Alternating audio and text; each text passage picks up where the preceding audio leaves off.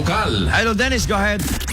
Inutan na matatsyanan dato'y small water impounding project San Pablo, San Nicolas, kabupalang iti kinabara iti panyempo na.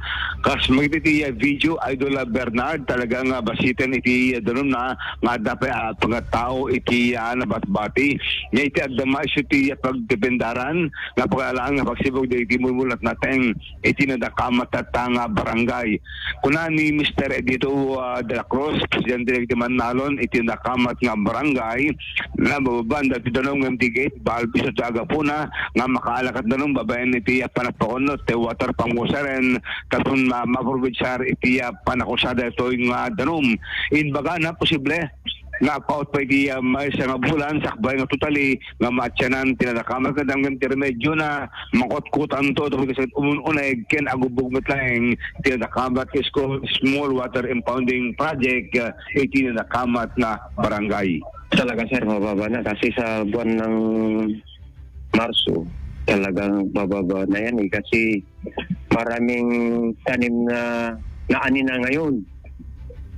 Kaya ngayon ang mga third cropping dito sa San Pablo Street, mga gulay, lahat-lahat yung mga kanin ng mga kalabaw, yung murumot na tinatawag dito, tsaka yung mga ibang tanim na may mais pa rin na itatanim. Talagang kasya pa yan. May tubig pa yan, pero alam ko yan, nakaabutin ng may na lang yan kasi may project ng DA hukayin ng makaamot ng 5 metro yan kaya baka sa maayon walang tubig na yan. Pagsiyatan na ko na ni Mr.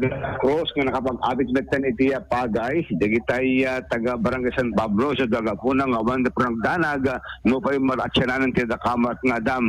Tilayangan problema da Idol Bernard dagiti nateng iti agdama so ti pag supply nga papadunom dagiti mula kas dagiti nateng nga manarimaan ti panagtakkel na. Damag pelang manibod mismo iti San Pablo San Nicolas Idol Dennis Gabriel Alitio Tatak Aramen. Maraming salamat, Idol Dennis. Ito, nakamat report. Manipod pa lang po dito kay San Nicolas, Ilocos Norte.